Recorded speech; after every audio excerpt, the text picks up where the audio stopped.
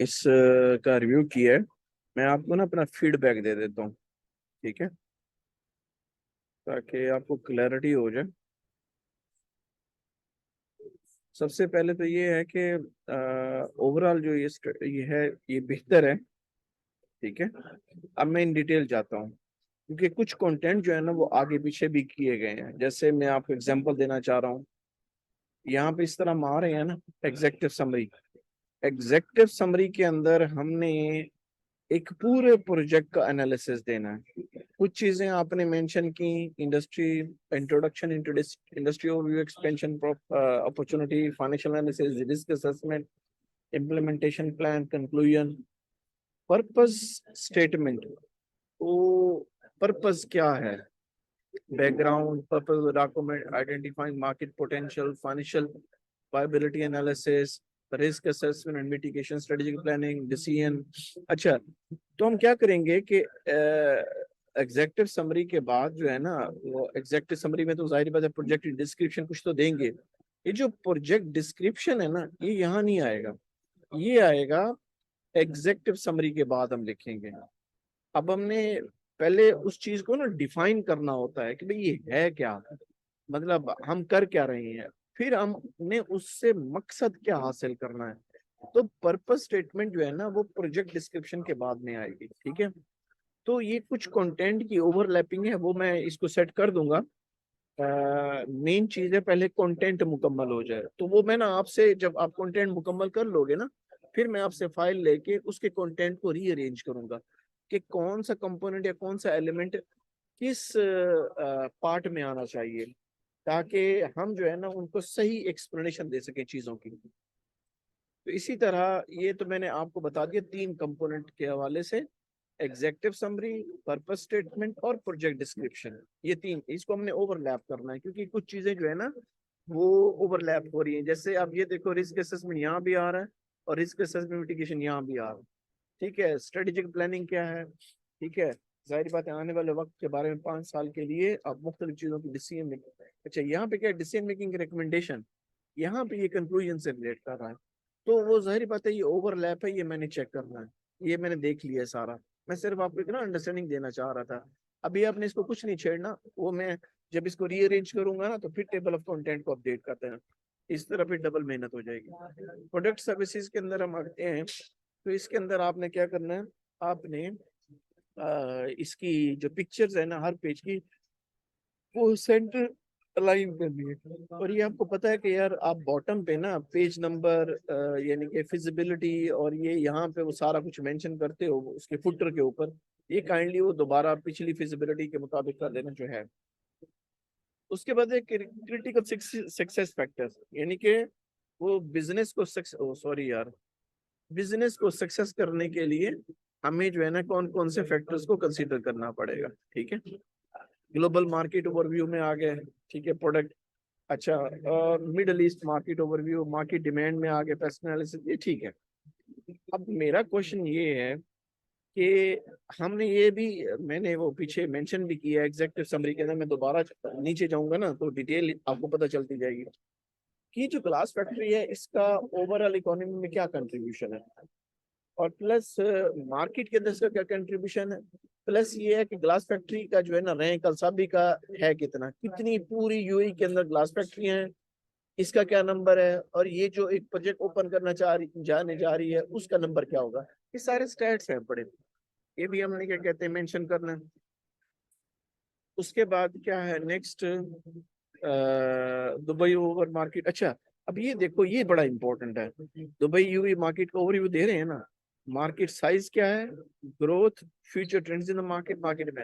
अब बात ये है कि मार्केट ट्रेंड इसको ना ऊपर ले आओ, फ्यूचर ट्रेंड्स नीचे ले आओ, क्योंकि ये जो फ्यूचर ट्रेंड्स है ये भी फ्यूचर की बात है। मार्केट डिमांड, इस वक्त डिमांड क्या है, यानी मौजूदा सूरत हाल क्या है, और फ्यूचर ट्रेंड्स क्या है, मार्केट सेगमेंट है, टारगेट मार्केट क्या है, वो फ्यूचर की क्या मार्केट है। लोकेशन एनालिसिस आ जाएगा, जो करंटली दुबई का लोकेशन एनालिसिस नहीं करना, उस जगह करना है जहां पे ये फैक्ट्री बनने जा रही है, सही है।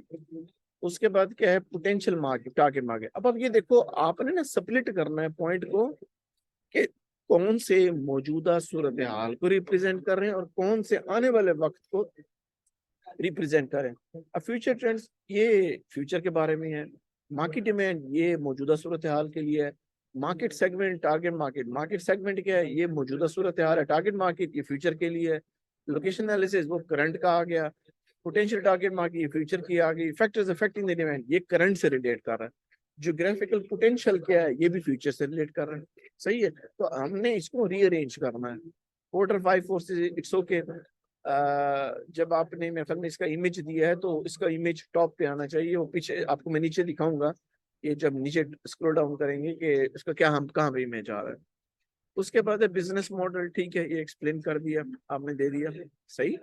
उसके बाद कंपैरेटिव एनालिसिस में यहाँ पे कहीं भी सोशल मीडिया के हवाले से कोई बात नहीं आई उसकी, ठीक है, कि उनके फॉलोअर्स क्या हैं, उनकी ब्रांड इमेज क्या है, किस तरह वो अपने सोशल मीडिया को चला रहे हैं, ताकि इन लोगों को पता चले कि उन्होंने अपना सोशल डिजिटल मीडिया कैसे चलाना है। तो उसके हवाले से बात नहीं हुई। तो 5 मेरे कंपैटिटर आपने दिए, 1 2 3 4 और 5, ठीक है, इट्स ओके सफिशिएंट है। अगर कहेंगे तो बाद में कर लेंगे। स्वॉट analysis it's okay. Marketing plan मैंने आपको कहा है कि आपका पहले से काफी बेहतर हुआ है, सही है। उसके बाद सॉरी मार्केटिंग नहीं, ह्यूमन रिसोर्स कहा है मैंने, सॉरी फॉर दैट। तो ये इट्स ओके, अगर कोई कहेंगे तो मजीद हम देख लेंगे, मैं भी देखता हूँ कोई और कमी पेशी हो ह्यूमन रिसोर्स के हवाले से, इट्स ओके। नेक्स्ट जो आती है बात रिस्क एंड मिटिगेशन, यार ये बहुत कम इसका मटेरियल है, मतलब ये एक एक रीढ़ की हड्डी है risk analysis of the project. तो हम जो है ना इस रीढ़ की हड्डी को जो है ना वो लाइट ना लें, बल्कि इसके अंदर ऐसे इतने इंपॉर्टेंट फैक्टर डालें कि उनकी आंखें खोलें कि हमारे या आपके लिए रिस्क एनालिसिस करना पूरे प्रोजेक्ट का कितना इंपॉर्टेंट है। फाइनेंशियली तो हम करेंगे, लेकिन कंटेंट वाइज भी जो है ना हमारा स्ट्रांग होना चाहिए। ये हमारा वीक एरिया है इस पूरी स्टडी के अंदर, ठीक है, ये मुझे इतना स्ट्रांग नहीं लगा। और ऑपरेशनल प्लान के अंदर अगर हम आते हैं तो ये वाला ऑपरेशनल प्लान है, इट्स ओके, सर्विस डिलीवरी होगी, पर्सनल हो गई, administration, customer service, feedback line, it's okay. तो होपफुली कि मैंने आपको ये सारे पॉइंट एक्सप्लेन कर दिए हैं। अब नीचे जाके मैंने जो कमेंट्स दिए हैं ना वो मैं आपको दिखा देता हूँ, ताकि वो रेड लाइट के अंदर, रेड के अंदर मैंने कमेंट्स दिए हैं। यहाँ मैंने कहा कि कंपनी का करंटली जो अलसाबी है जहाँ पे इसका ऑफिस है उसका हमारे पास लोकेशन मैप नहीं है, वो आप डाल दो। यहाँ पे जो डाला हुआ है ये वर्केबल हो, आप क्लिक करें और आपको लैंड करवाए उसी पेज पर। एग्जेक्टिव समरी में हम आ जाते हैं तो मैंने ये पहले ही बोल दिया है कि भाई ओवरऑल क्या इसके स्टेट्स क्या हैं, what is the rank in the industry of this Al Sabi glass and how many glass factories in UAE and what would be the number of expected factory जो ये खोलने जा रहे हैं। अच्छा, इंडस्ट्री ओवरव्यू मैंने कहा कि यहाँ पे कोई स्टैट्स नहीं है, जब मार्केट शेयर परसेंटेज हमें मिले, ठीक है, भले थोड़ा थोड़ा लिख दे, क्योंकि इंडस्ट्री और मार्केट एनालिसिस नीचे जो है ना ये तो काफी डिटेल में आएगा, लेकिन यहाँ पे ना एग्जेक्टिव समरी के अंदर उसे जो है ना छोटी छोटी डिटेल मिलनी चाहिए ताकि उसको ना ओवरऑल व्यू का पता चले। यहाँ पे मैंने कहा कि for expansion this we need to get, हाँ ये वाला मैंने mention, financial analysis of project ये मैंने करना है, ठीक है, और टेक्निकल एनालिसिस भी मैंने करना है, फाइनेंशियल फिजिबिलिटी भी मैंने करना है। रिस्क असेसमेंट यार बहुत कम है, ये थोड़ा सा इसको जानदार बनाओ, इसमें वो डालो रिस्क रिस्क की फैक्टर जो वाकई एक्चुअल में एग्जिस्ट करते हैं इस बिजनेस से रिलेटेड। इम्प्लीमेंटेशन प्लान को भी बेहतर कर लो। कंक्लूजन मैं लिखूंगा इसका पैराग्राफ, ठीक है। पर्पस स्टेटमेंट मैंने बता दिया, इसके कंटेंट को और प्रोजेक्ट डिस्क्रिप्शन कंटेंट को रीअरेंज करना है थोड़ा सा प्रॉब्लम, सही है। इसी तरह ये सारा कंटेंट के हवाले से भी है, रिकंसिडर कर लो। ये वाला पैराग्राफ मैं लिखूंगा, मैंने पहले भी बोला डिसीजन मेकिंग रिकमेंडेशन का। प्रोजेक्ट डिस्क्रिप्शन ही मैंने कहा है रीअरेंज करना पड़ेगा मटेरियल। प्रोडक्ट एंड सर्विसेज ये मैंने इमेजेस की बात की, सेंटर में होने चाहिए, सही है।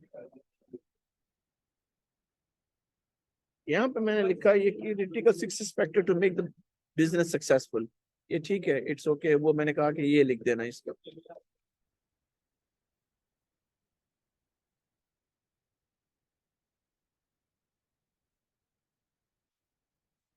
हाँ, और स्टेटस्टा के बारे में मैंने बोला था कि यार इसका कोई मार्केट और इंडस्ट्री इंफॉर्मेशन स्टेटस्टा के भी डाल दो ताकि बड़ी यूजफुल इंफॉर्मेशन निकल आए। और कोशिश करो जो रिस्क एनालिसिस अगर स्टेटस मिल जाए किसी और वेबसाइट से अच्छे तरीके का मिल जाए, जानदार किस्म का, ताकि हम जो है ना वो निकाल सके। ये मैंने आपको एक्सप्लेन कर दिया है कि इसकी हेडिंग को रीअरेंज होना चाहिए, करंट की करंट में पहले आनी चाहिए और फिर फ्यूचर की में प्रिडिक्शन शो करनी चाहिए। ये मैंने इस वजह से रेड हाईलाइट किया है। और ये मैंने पूछा है कि ये लोकेशन एनालिसिस जो है ना वो न्यू फैक्ट्री का है या ओवरऑल दुबई का है। ये मैंने पहले बोल दिया, जो मैंने हाईलाइट किए हुए हैं रीअरेंज होना है। हाँ ये मैंने कहा था, ये जो पोर्टर 5 फोर्सेस है ना यार, ये तो पहले आएगा ना, फिर उसके बाद इसकी एक्सप्लेनेशन आ जाएगी सारी यार। Business model it's okay.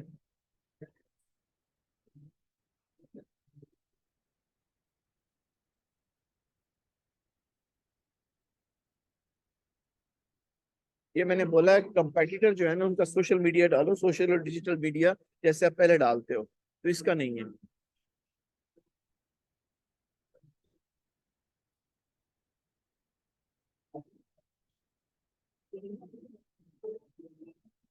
Operational plan का मैंने कहा है कि हम इसके अंदर, जैसे आजकल कंपनीज के अंदर ना एआई बड़ा इस्तेमाल हो रहा है, तो किसी भी हवाले से ग्लास फैक्ट्री का एआई कैसे इस्तेमाल हो सकता है, आप देख लो यार। Artificial intelligence.